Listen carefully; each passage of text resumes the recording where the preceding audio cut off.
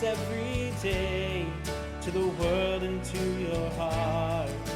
Open up your eyes and let your spirit start. Say yes to the dreams you hold inside. Let your soul be your guide. In today's complex mortgage world, finding the right direction can be challenging. That's where Lighthouse Advisors comes in. With over 25 years of experience, we provide fractional leadership and executive oversight, guiding companies through transitions, growth, and innovation. From IMBs to brokers to credit unions to tech firms, our team of seasoned professionals is here to shine a light on solutions, ensuring your business thrives in every environment. At Lighthouse Advisors, we don't just guide, we empower. Together, let's create a ripple of success across the industry. Email us today at laura@lighthouseadvisors.com. Thank you for joining us today for another episode of Wednesday Wisdom. Today, we are in for a treat because we have the incredible Olisa Obiefuna. He is a senior account executive at NOC. Olisa, thank you so much for joining us today. I cannot wait. We've had a couple of conversations, and when you shared, your journey of when you were a child and coming to America and kind of some of the things that you saw and experienced and your perspective, I just knew we had to get you on Wednesday Wisdom because that's how we all grow, understanding other people's perspectives and truly appreciating things. So our first question we always kick off with is, what would you say is something that you either learned or someone shared with you that kind of has stuck with you in how you approach your life at this time? Thank you so much, Laura. It is truly an honor to get to speak with you today because you're someone I hold to really high regard. So I appreciate spending the time with me. But when it comes to, I would say my mantra, something that I'm always thinking about when it comes to how I live my life, it's the advice I got from my dad. I always say my dad gives the best advice. And he tells me all the time, nothing bad ever really happens to you unless you think something bad happened to you. So he always emphasizes that you're exactly where you're supposed to be. So even if it's hard and you're not where you want to be, don't focus on the negative of the hardship or where you're at. You should always be like, how can I get to where I want to be? And then if it is really, really hard, then you could think to yourself, well, this is really hard. The universe or God or whatever you believe in is preparing me for something else. And I need to pass this specific test in order to get there. And so that really changed my perspective. I've seen my dad use this in real life. There was a time that he was going through cancer, and my dad's a little bit older. He's in his 80s. And I saw him going through the illness, like physically, but mentally he was so strong, and he beat the cancer and he's here. And I think it's all because of that perspective, constantly reassuring yourself, I'm exactly where I need to be. This is not anything bad. What does God want me to learn from this moment in order to get me to where I truly want to be? So that's been the best perspective I've learned in my life, so that anytime things get down, I know that this is just a moment in time. What do I need to do to take the steps to get to that place that I want to be at? Well, number one, kudos to Dad. We're certainly happy to hear that he's healthy and a very bright and brilliant man. So you're very lucky to have him. And, when we're on the young side, it's very difficult to really embrace that philosophy because you don't have enough time that has passed in your life to be able to look behind you and go, oh, that makes sense. Now I understand why I needed to learn that lesson, or I had to meet that person, or I had to go through that challenge, right? So I love that advice because, you can always look back. It's easy to look backwards and be able to connect the dots and understand that. But you know what's funny, Alyssa? You know, I love TED Talks, and I love Me too. reading, and I love learning all the time. And I read something that says we as humans, because animals, if we take animals and put them into the same conversation, right? There's no such thing as good or bad. Like Mm-mm. they don't wake up and go, oh, it's raining. It's not a good day today. They're like, well, I gotta go out and get some food, and I gotta have shelter, and I gotta take care of my babies or whatever it is. There's no such thing as good or bad.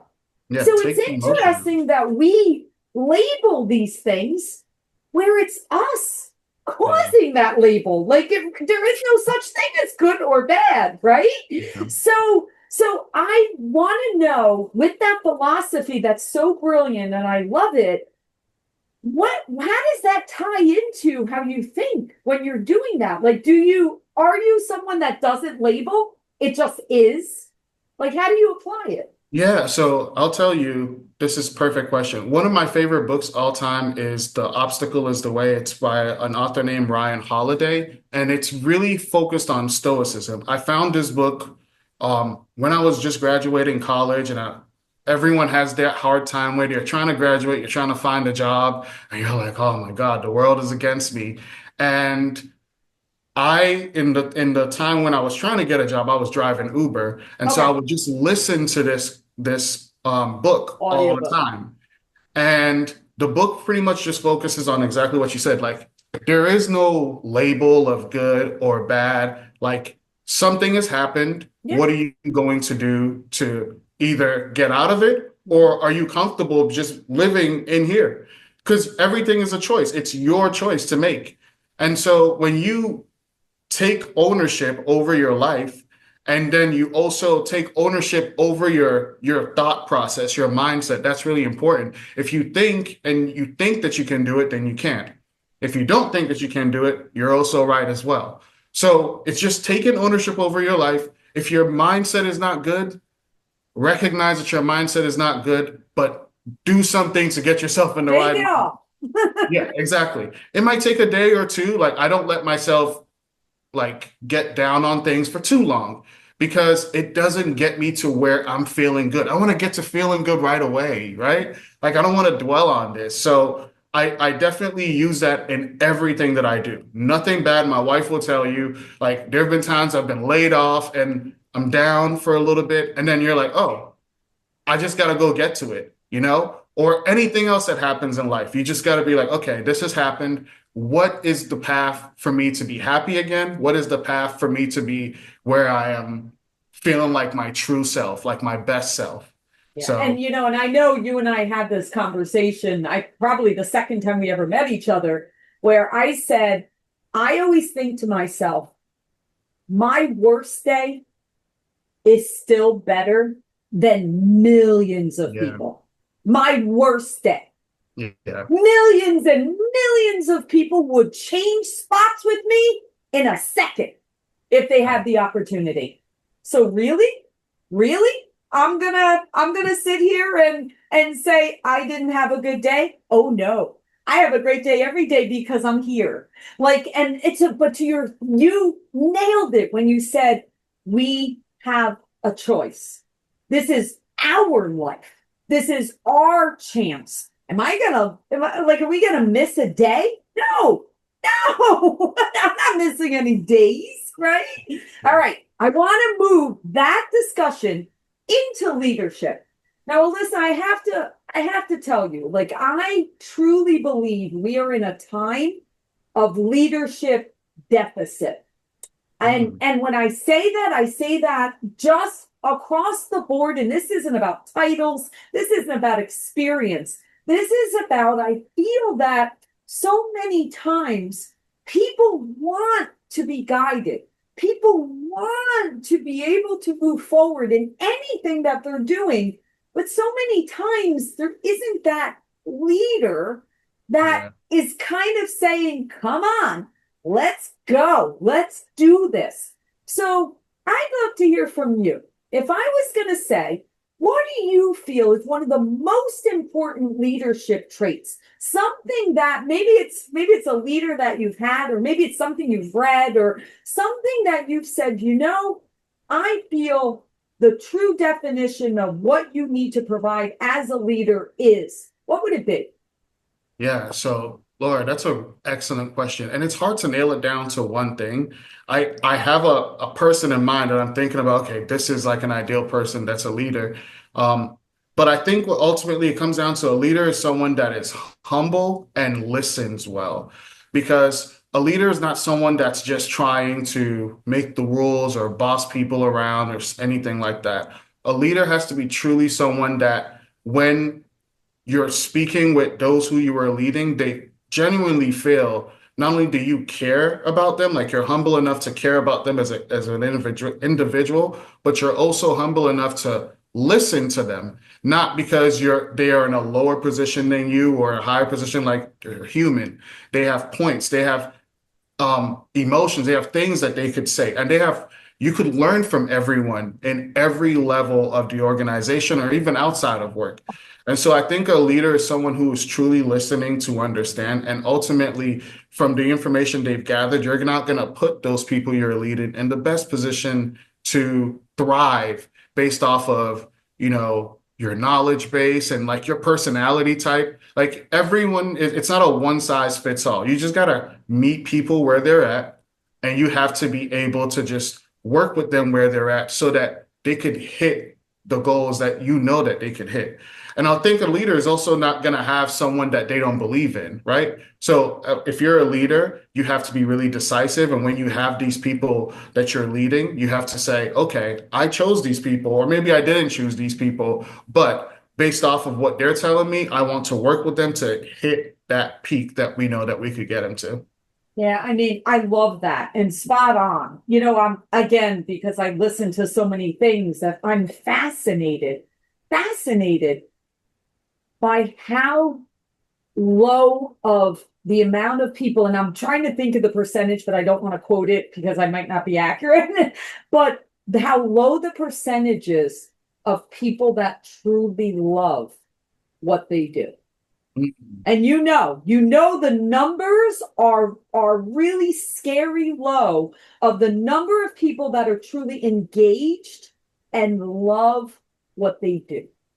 Yeah. And to me, that makes me sad, because we spend so much time at work, right? We spend more time obviously at work than we do with our families, right? Always we on know the that. screen. Yeah, right. So we know the investment we're making, right? And it makes me sad that there's people out there that it's just a job, right? It's a job. And that's sad, because to your point, I believe that when you're working in an organization and with a team where you feel seen, you feel heard, you feel part of a bigger picture of a why, of believing what you're doing, you can move mountains. Like, right? I mean, you bring that group together, I would bet on that group any day, right? Yeah. Because I'm like, if those people are together, grinding it out through thick and thin, because they know that leader appreciates them and listens to them. To your point, they're humble.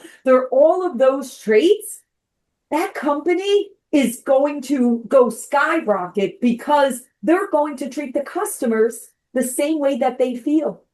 That's where it all comes from. I agree. And, I've spent my whole entire career in sales. And sales, as you know, Laura, sometimes it could be hard. It could be tough. But in the best organizations that I've worked in, and NOC is the best organization I've worked for. And one of the reasons is because of the leaders there. My direct leader, you've met Shelly. Yeah, she's amazing. Shelly's awesome. I would run through a wall for Shelly. And that's because she is all of those things. Like, sales is hard, but on the hard days, she'll talk to you and like, hey, how's it going? And she'll help boost you back up, because every day is not going to be great. You need to do that together, 100%. Exactly. We do it all the time. And then there's some days where, like, I'm very competitive, and we might have another AE who may be getting close to my number, and she'll say something about it because she knows what that does. And that's because she understands, what buttons do I need to push to make Olisa go do this. And I think she wouldn't have understood that if she didn't spend the time to like have conversations, knowing what the folks who you're leading, know what their goals, know what makes them excited. Because if you know what makes them excited, you could focus on that and you could push that button anytime and they'll do it. So No, right? Like it's so much fun lifting people up to their highest potential. But to your point, that doesn't happen in a cookie cutter. You yeah, actually have to know the person, individualize that so that, maybe it's that, maybe it's someone else, it's empathy, right? It's just yeah. listening to them and bonding, right? So, but you wouldn't know that if you didn't get to know your people. I love that. And I'm happy that you're happy. That's beautiful. That's beautiful. Okay. Here's my favorite question that we like to wrap up with because you mentioned the word the universe. So I'm just going to use that word. I believe that if we say things and throw things out to that universe into Mm, the open air, we are planting seeds for things to kind of manifest and become real. So I always like to challenge all of my guests to put something out to share with everyone. If I had my little magic wand that allowed you to have something if you had no limits, it didn't matter, no financial holdback, no skill holdback, just something that you would love to see come to real in your life, what would that be? man, we could spend hours on this, and I have an answer for you. But before I answer, I have a question for you. Have you read the book, The Secret? Oh, of course. Come I just on. Are knew it. you I was like, kidding I knew me? it. I was like, I know that was a I softball. probably could quote it to you. Okay, so that's why we connect because I, my sister. So I feel like I am so lucky because I told you my dad is in his 80s, my mom is in her 70s, and I'm the last born in my family. I have six siblings, six sisters, and I'm the seventh. And all my Wow. siblings are way older than me. Like my youngest sibling is 13 years older than I am.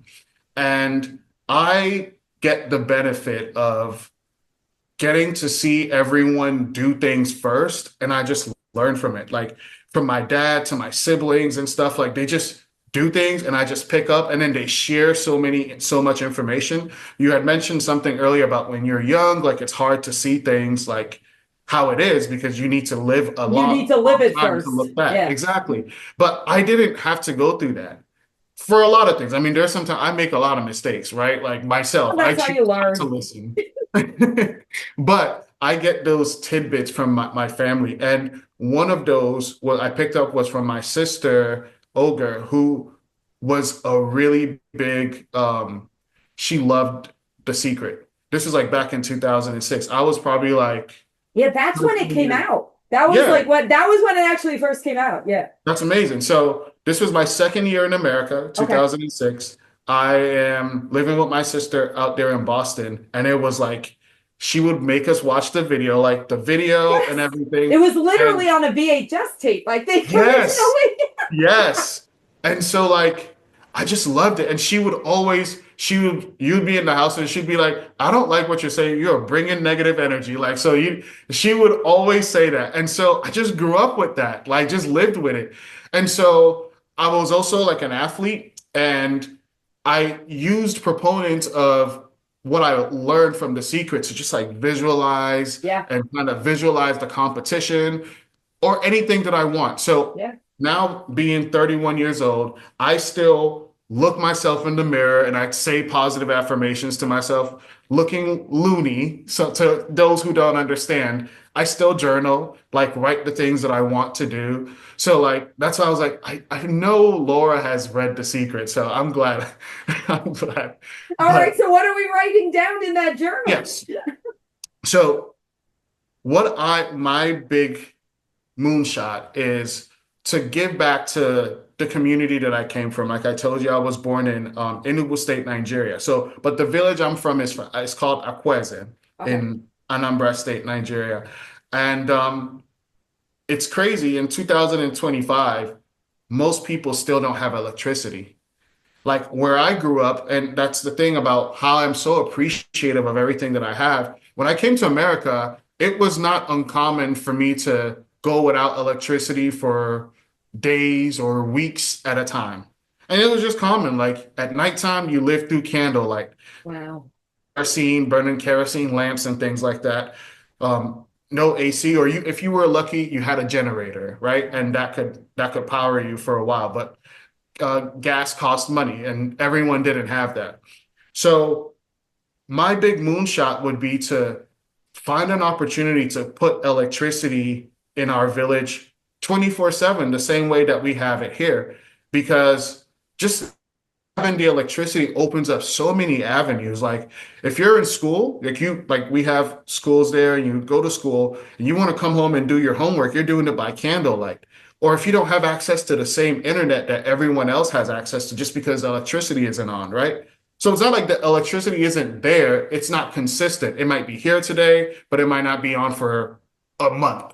Wow. So I would love to have the opportunity to have that be a staple, like something that folks are not thinking about anymore. Like I want them to take it for granted, like we take it for granted. Right. Because I wake up every day and I flick on the light switch and I just expect it to be on. And majority of the people that I grew up with don't have Wow. that same luxury, or even just running water, any of those things, like just to be able to give back to that community. I would be like, Lord, you've done everything for me. Like that's what I was put on this earth to do. So I Well, write that you down on my you journal just and I'm working on planted it. that. Keep writing that. Keep saying it out loud and sharing it, because I'm going to tell you, Alyssa, I see it. I see it. Man, I can view it. I picture you being there, with being part of all of that and leaving that legacy. So appreciate there it. you Thank you. go. It's the beginning. And listen, from the very first moment we connected and I heard your story, I knew that I had to have you share for others, because I will tell you, never stop sharing the story. It's very, very important that we get reminded of how blessed we are, every single day. We're very blessed people, especially we're in a wonderful industry. We get to help people get into homes and be homeowners and have their families under that roof. We are very lucky to be part of that. Too lucky. And I'm glad that you found our industry. That's a beautiful thing, because you make it even better. Thank So you. with that, thank you. And before we wrap up, please, Alyssa, tell people, how can they learn more about Knock and yourself so that we can share you with others? Awesome. Thanks, Laura. So, for those who don't know, Knock is a buy before you sell bridge loan. So we have a lot of folks who want to buy a new house, but all their money's tied up in the current house that they live in. And a lot of folks, as you know, Laura, are tied into that 2-3% interest rates from the past few years. So they're in a make me move situation.